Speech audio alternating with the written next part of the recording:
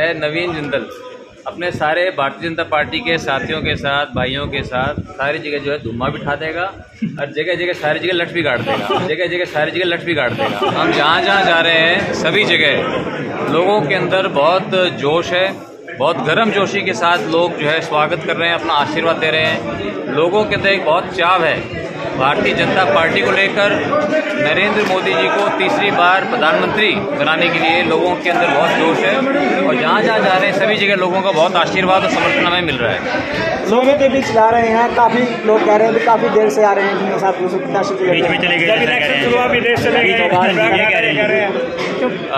उनकी बात ठीक है। ये मेरा घर है, मेरा जो है घर है, यहाँ 30 साल से मैं आ रहा हूँ। तो जब आदमी घर आता है तो उसको ये नहीं पूछते कि इतने देरी से आया क्या आया। मेरा घर है, मैं कभी भी आ सकता हूँ, कभी भी जा सकता हूँ। और जो थोड़ा मैंने लोगों को वहाँ मौका दे दिया, मैं बीच में गया था कि थोड़ा बहुत और घूम लें। जो हमारे मेरे जो बड़े भाई जो चुनाव लड़ रहे हैं उनको भी थोड़ा मौका मिलना चाहिए, लोगों से मिलना चाहिए, वो भी थोड़ी भागदौड़ करें, अच्छा है। तो चुनाव जो है जितना कंपटीशन होता है उतना अच्छा होता है। तो इसलिए जो है और वो जिस तरह की बातें करते हैं मैं उस तरह की बातों करने में मैं विश्वास नहीं रखता। मैं सबका सम्मान करता हूँ और प्रजातंत्र के अंदर, डेमोक्रेसी के अंदर सबका हक है। तो वो आएँ, अपनी जो बातें कहनी है वो कहें और लोग जो है वो निर्णय लेंगे। लोग किसी की खाली बातें सुन के निर्णय नहीं लेते। लोगों का जो है हमारे से एक 30 साल पुराना रिश्ता है। लोगों की भारतीय जनता पार्टी के अंदर उनका आस्था है, विश्वास है, मोदी जी के नेतृत्व में उनका विश्वास है। इसलिए मुझे लगता है कि हम कुरुक्षेत्र के अंदर एक ऐतिहासिक जीत की तरफ बढ़ रहे हैं। और कुरुक्षेत्र नहीं, हरियाणा के अंदर जो है भारतीय जनता पार्टी 10 की 10 लोकसभा की सीटें जो है वो मोदी जी की झोली में डालेगी। कैप्टन अजय यादव ने कहा कि मुझे कांग्रेस में घुटन दिया, कहीं नवीन जिंदल जी को घुटन तो नहीं हो रही थी तो वो भाजपा से चुनाव लड़ रहे हैं। क्या बोल रहे हैं? तो घुटन तो नहीं। कैप्टन अजय यादव जी ये कह रहे थे कि मुझे कांग्रेस में घुटन हो रही है, नवीन जिंदल जी को कांग्रेस में घुटन तो नहीं हो रही थी, वो भाजपा से चुनाव लड़। चलो छोड़ो, क्या हो रहा था क्या नहीं हो रहा था, लेकिन मुझे जो है माननीय मोदी जी के जो प्रेरणादायक उनका जो नेतृत्व है उससे प्रेरित होकर के मैंने जो है भारतीय जनता पार्टी मैंने ज्वाइन की।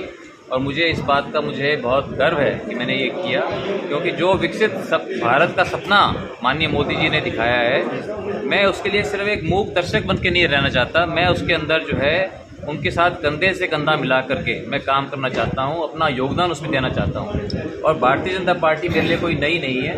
मेरा जो है जब 1996 में जब मेरे पिताजी ओम प्रकाश जिंदल जी यहाँ चुनाव लड़े थे विकास पार्टी से, उसमें विकास पार्टी और भारतीय जनता पार्टी का गठबंधन था। मेरे सभी से यहाँ पर बहुत ही घरेलू संबंध है, मैं इनके परिवार का हिस्सा हूँ और यहाँ के लोग जो है मेरे परिवार का हिस्सा हैं। इसलिए भारतीय जनता पार्टी के अंदर मुझे बहुत प्यार और मुझे सभी का आशीर्वाद मिल रहा है और हम सभी भाई बहन भारतीय जनता पार्टी के मिल करके एक ऐतिहासिक जीत की तरफ बढ़ रहे हैं कुरुक्षेत्र में। अभय चौटाला कह रहे हैं कि लुटेरे और कमेरे की लड़ाई है। चलो वो जनता बता देगी कि कौन क्या है, कौन लुटेरा है और कौन कमेरा है, वो जनता समय आने पर बता देगी। चौटाला कह रहे हैं कि नवीन जिंदल को शायद बीजेपी वालों ने वॉशिंग मशीन में धो के मैदान में उतारा है। पहले जिन पर आरोप लगाते थे आज वो दूध के दूल्हे बता रहे हैं, क्या कहना चाहिए? पार्टी में बैठे हैं। देखिए वो कुछ भी कह सकते हैं। हमारे प्रजातंत्र के अंदर हर एक व्यक्ति को कहने का वाक और अभिव्यक्ति की स्वतंत्रता है। ये उनका जो है ये जवाब जो है जवाब जनता देगी। जब 4 तारीख को जब रिजल्ट आएगा तो उसका जवाब सबको मिल जाएगा। प्रधानमंत्री जी के भाषण को कैसे देखते हैं? प्रधानमंत्री जी के भाषण, देखिए प्रधानमंत्री जी जब भी बोलते हैं तो मुझे और पूरे देश को बहुत प्रेरणा मिलती है। तो हमारे देश के अंदर ही नहीं, जब मैं विदेशों में भी जाता हूँ और विदेश में भी वहाँ के नेताओं से मैं मिलता हूँ, तो वो जो है बहुत गर्व से भारत का नाम देते हैं, वो बहुत गर्व से माननीय मोदी जी के बारे में बताते हैं। तो हमें भी जो है उस समय बहुत गर्व होता है उनके बारे में। इसलिए जब भी माननीय मोदी जी बोलते हैं मैं समझता पूरा देश उससे प्रेरित होता है। सर 2014 के मोदी जी आपके लिए प्रचार करने आएंगे सर कुरुक्षेत्र लोकसभा में?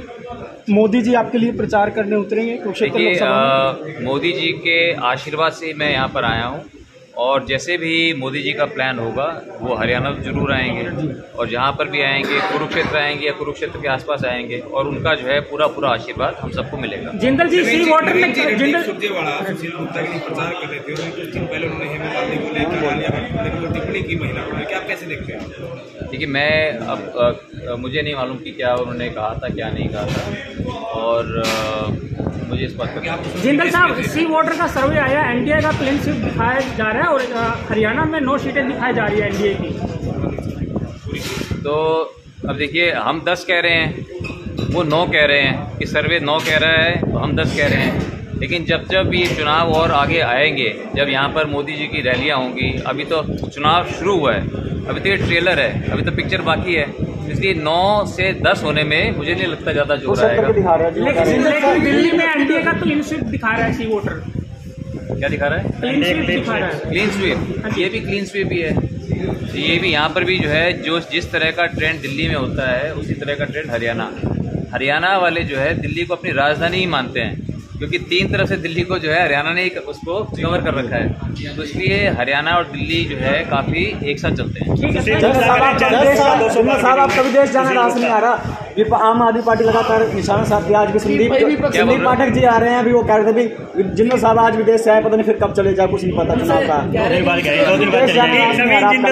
प्रचार करना ही नहीं चाहता। अरे दे दो अभी जो है, अभी आप देखेंगे कि किस तरह से जो है नवीन जिंदल अपने सारे भारतीय जनता पार्टी के साथियों के साथ, भाइयों के साथ सारी जगह जो है धुम्मा बिठा देगा और जगह जगह सारी जगह लठ भी गाड़ देगा।